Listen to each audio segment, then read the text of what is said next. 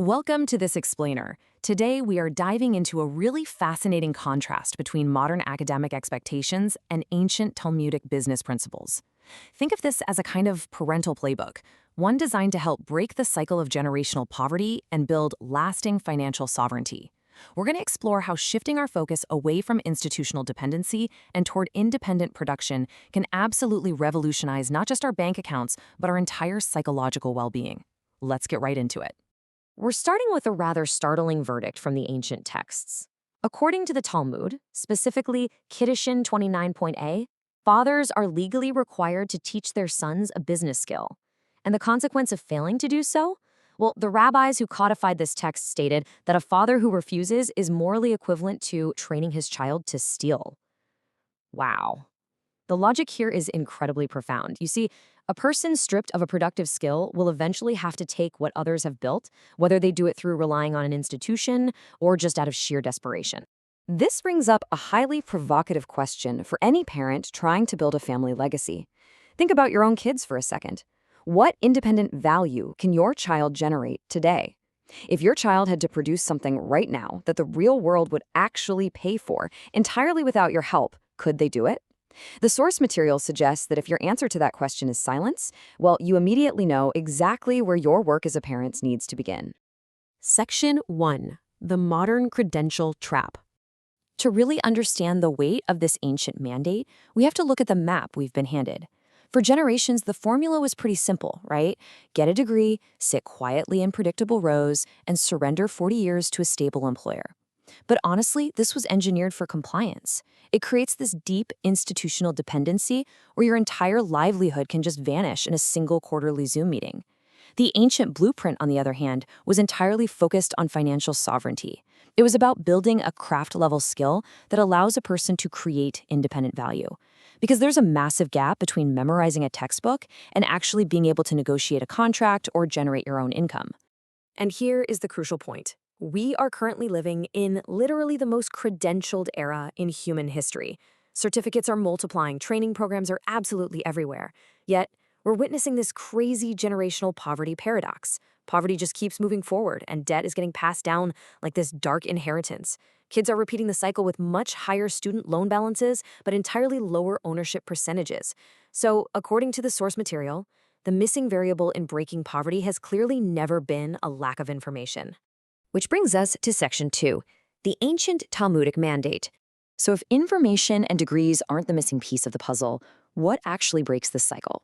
Well, long before modern universities even existed, King Solomon, who is an architect of immense civilizational wealth, made a clinical observation about this.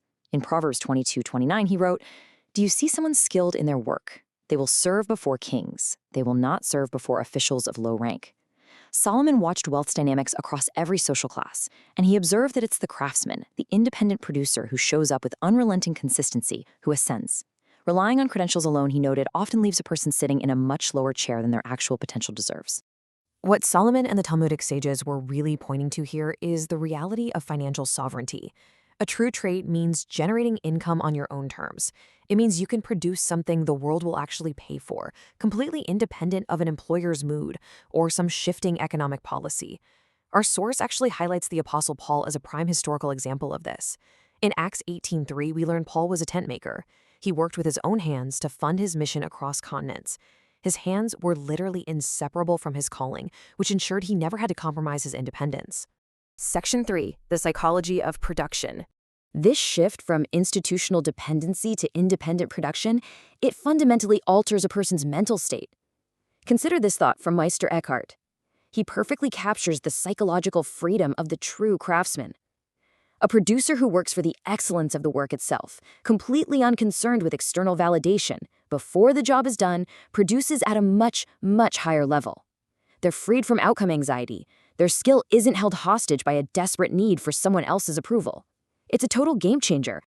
Conversely, let's look at the psychological symptoms of institutional dependency. The source text describes financial dependence as this heavy weight that most people never actually say out loud.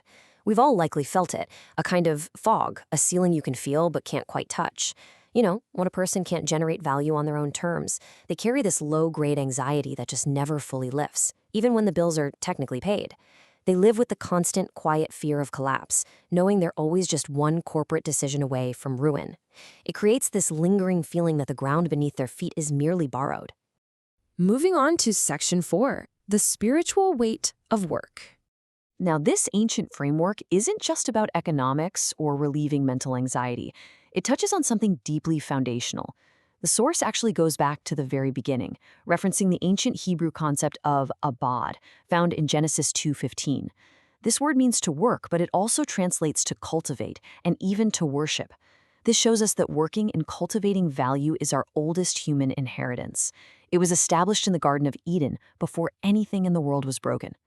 When you build something well, whether it's a software application or a local neighborhood business, you are participating in the ongoing act of making things flourish through intentional care. And this brings us to the dignity of honest provision. Teaching a child a skill is essentially an initiation into something priestly. It echoes the creative nature of God in the material world. The source notes that in the parable of the talents, Jesus skips over risk tolerance entirely. Instead, he assigns a profound moral weight to the servant who simply buried his gift, calling him wicked and lazy. Furthermore, the Apostle Paul in 1 Timothy 5:8 gives household provision the highest moral category, framing it as a literal confession of faith. To provide through ethical, competent labor is a spiritual declaration to your family that work is holy. Okay, Section 5, a framework for parents. So how do we take all of this rich historical philosophy and make it actually actionable today? Well, it starts with a 30-day observation strategy. Before signing your kids up for another travel sports team, your ancient Solomon-like job as a parent is to watch them closely for a month. What do they return to when no one is prompting them? One 7-year-old might naturally mediate and negotiate with peers. Another might compulsively dismantle and rebuild machines. Another might constantly draw or construct. You have to identify the problems they naturally try to solve. And you need to name this pattern, validating it, before the world tries to convince them that their unique skill is worthless. Once you spot that natural talent, you guide them through what the source calls Solomon's engine of commerce. It's a simple 5-step loop. First, identify a need in your community. Second, develop a targeted solution using their natural skill. Third, offer it at a fair price. Fourth, deliver it with absolute excellence, focusing on the quality of the work. And fifth, repeat the loop. This is the exact engine Solomon operated at a civilizational scale, and it works perfectly for a child's first venture. But to really make this work, you have to harness the power of proximity. The ancient apprenticeship model understood that trade is learned strictly side by side. You have to bring your child close enough to actually watch the measurements, hear the negotiations, and see the quality checks. It's about a parent's hands teaching a child's hands, transferring wisdom compressed into actual practice. Physical assets? They can be liquidated, taxed, or lost overnight in a market crash. But a skill, actively compressed into a child's hands, is an asset that can never be repossessed. So, as we wrap up this explainer, I want to leave you with a highly provocative question. Sit with your child this week, get close enough that the conversation feels deeply shared, and ask them this: what do you wish existed that does not? Or what problem do you see around you that nobody is solving? Write down their answer. Let that seed sit in your hands and use it to begin their journey from an anxious institutional consumer into a confident, independent producer. Thanks for joining me on this explainer, and I really hope it sparks a completely new trajectory for your family's legacy.